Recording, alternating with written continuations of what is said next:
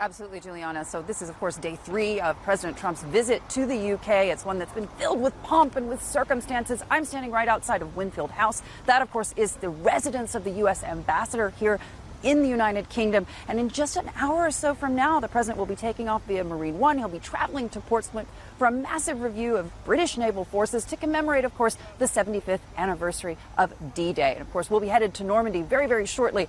Today ourselves will be live there from tomorrow. But I had the chance, as you mentioned, to catch up in an exclusive interview with America's ambassador to NATO. And I asked her, given the political climate when it comes to the United States, given America first, do you still think that we would see that same level of allied support that we saw 75 years ago?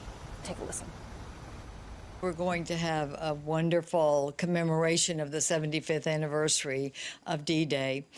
Everywhere I go in Belgium and France, the people in these villages and towns that remember our great effort, the American effort that saved their countries, they are out in force, and it will be a memorable occasion that these people will celebrate what the Brits and the Canadians and the U.S. soldiers did on that day 75 years ago. They were brave, and anyone who ever has the opportunity to go to Normandy and look at those cliffs and see what those soldiers did, just scaling those cliffs with the fire coming down on them, and yet they won, they prevailed, and they freed Europe from a disastrous German government at the time.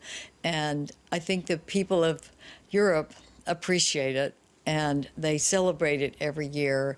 And it's very humbling, and also, I think, important that we never forget that, and that's why NATO was formed, that we never forget that we must assess risk and be vigilant in our security before a war happens, so that we will not ever have another World War I or World War II.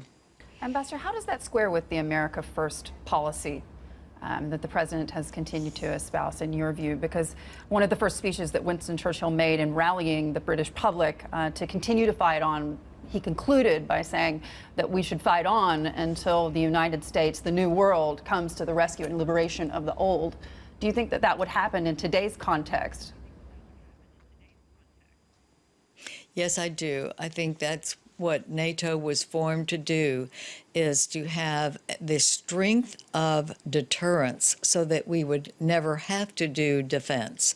If we are together and we stay united and we are fit for purpose, which is why our president keeps saying we need the 2% investment by every country that has committed to do this, it's so that we will be able to deter Russia or any adversary that would try to break us up and then start taking sovereign territory that we will stand and defend.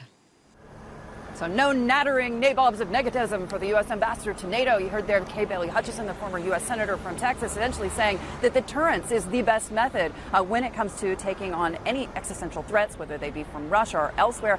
Really, really emphasizing yet again what we've heard from even President Trump himself yesterday in his press conference when Prime Minister Theresa May talking about how important it is that these NATO members, all of them, are paying their fair share when it comes to defense budgets, how proud he is that he's made a lot of progress there. And of course, he's been echoed in that sentiment, and frankly, from the NATO Secretary General himself. So a lot of progress, of course, has been made in terms of upping that kind of spending. But at the end of the day, as you know, still a lot of politics at play here, whether we're talking about the United Kingdom or Europe as well. Juliana.